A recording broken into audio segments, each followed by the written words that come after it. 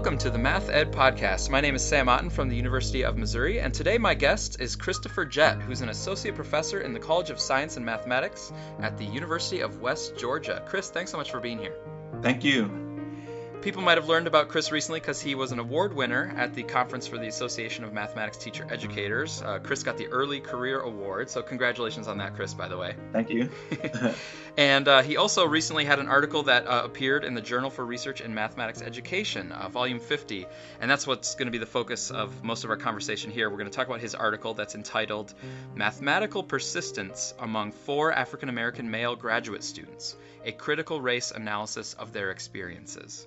So, Chris, before we get to that article, I always like to start just to help get a little bit of background on my guests. And so in your case, I wanted to ask you about the focus of your dissertation research and with whom did you work there in graduate school?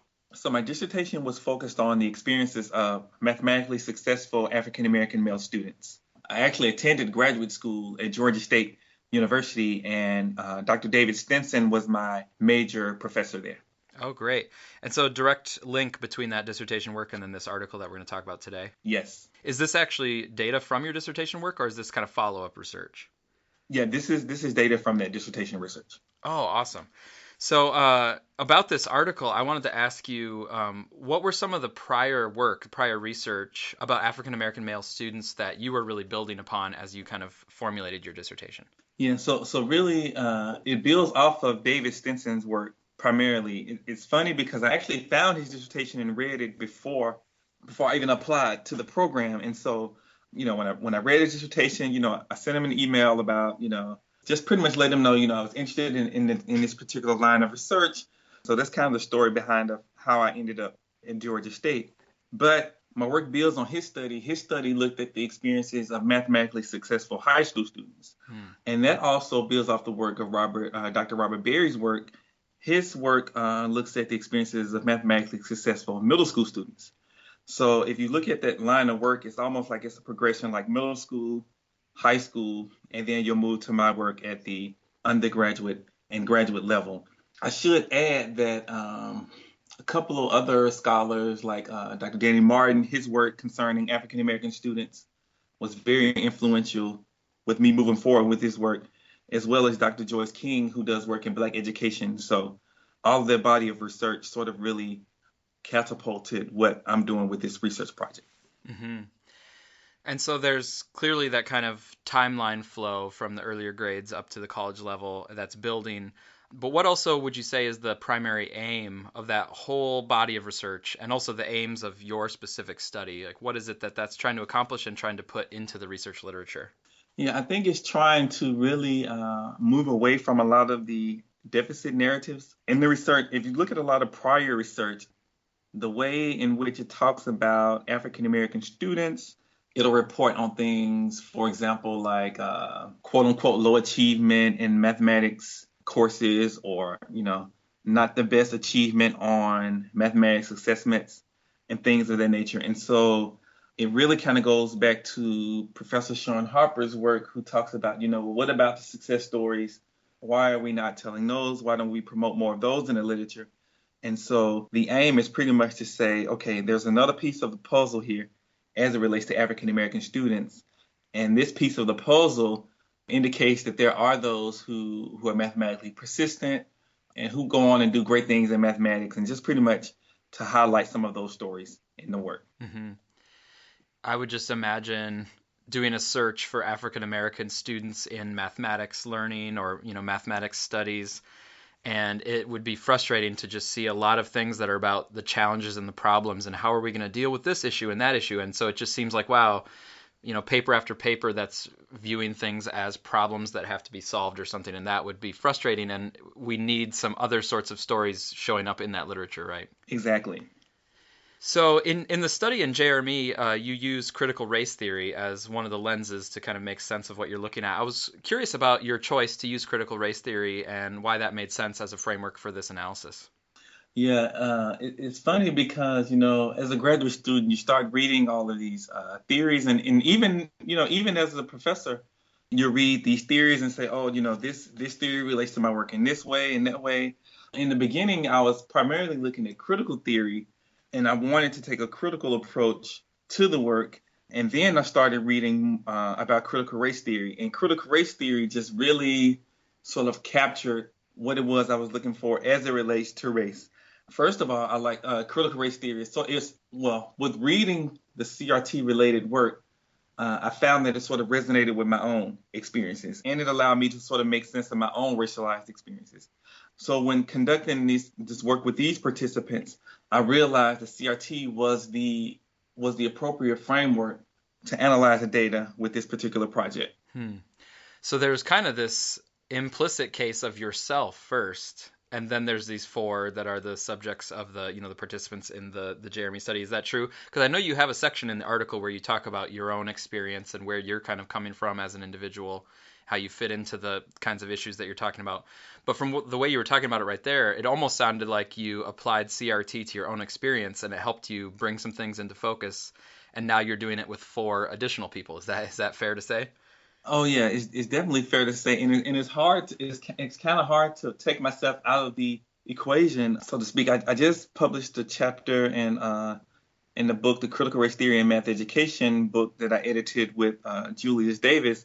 Well, that particular chapter allowed me to really share my own experiences about this work because a lot of it has personal meaning to me, Hmm. and yes, it has professional meaning, but the personal side, I can't just always just write about my experiences or share it in that manner. And so I think that particular chapter allows me to expose a little more of the personal Hmm. and show how it relates to this area of scholarship.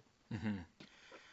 So in the Jeremy article, the mathematical persistence among four African American male graduate students, we have the four male students. So I was wondering if you could first kind of introduce us to those four students, just a little bit of information. I know the article has more detail, but maybe you can give us a little bit of an overview of those four gentlemen. Yeah, so it's interesting because I had two master's students and two doctoral students. I didn't plan it that way. It's just that's just who so happened to agree to participate in the study. So the two master students, one was a master's student in mathematics and one was a master's student in math education. And the same thing for the two doctoral students. Okay. One was a doctoral student in mathematics and one was in math education. They just had some really unique experiences as Black men, just in general, as well as their mathematics experiences. Three of the four taught high school mathematics, which was interesting. They all attended HBCUs for their undergraduate experiences, which is interesting. And I guess in some ways it could be surprising, but maybe it's not surprising given that I'm in the southeastern region of the United States. Hmm. And this area is where a lot of HBCUs are situated.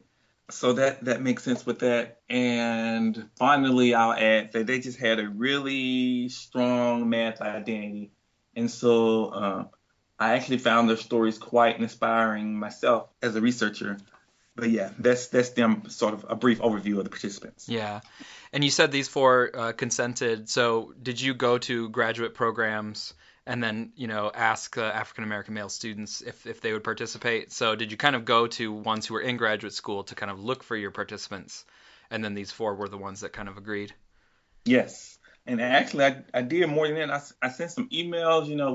There were quite a few emails that I sent to graduate programs. In the beginning, I only think I got like one or two hits back from that response. I ended up going to the school system to try to find some folks. Yeah, it was it was a challenge to recruit folks for this. And in terms of their graduate school programs, they're not in the same graduate school, though, necessarily, right? No, they're not in the Right. same graduate program. Yeah. Right. Yeah. So getting some kind of they went to different undergrad programs, different grad programs, but kind of look at their experiences through this critical race theory lens. Right. So first of all, getting into kind of what you saw when you got to know and analyze their experiences, what did you see with regard to the internal factors that contributed to them persisting all the way to graduate level, in mathematics or mathematics related fields?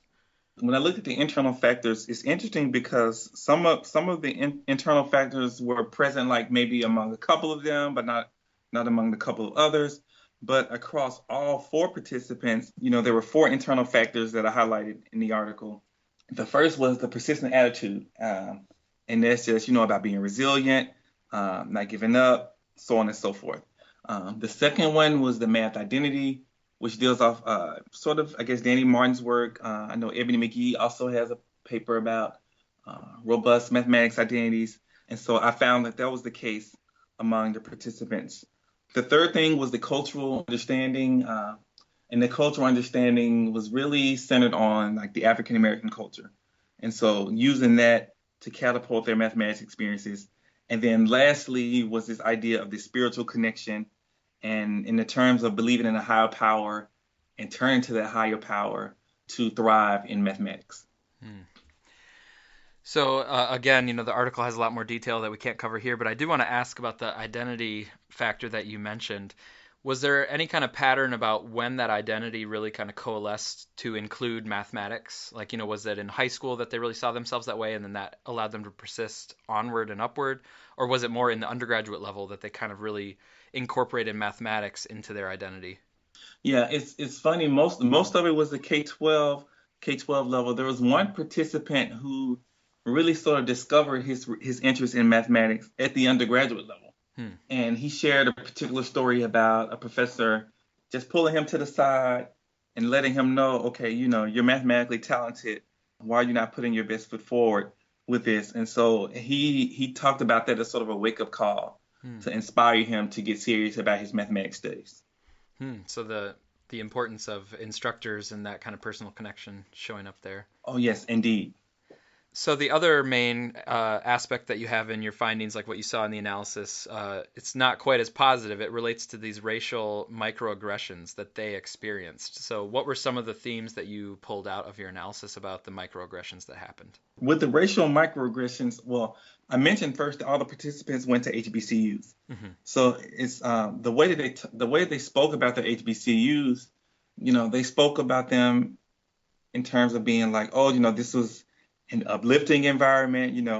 I felt empowered about being on this campus, so on and so forth. And so when we talked about issues of race as it relates to their HBCUs, they were also the positive things. Hmm. But when they talked about just life in general, as well as their experiences at these predominantly white institutions, they became more critical concerning race, and they were able to pinpoint specific instances in which they might have deemed things to be what I analyzed and reported as racial microaggressions. Yeah.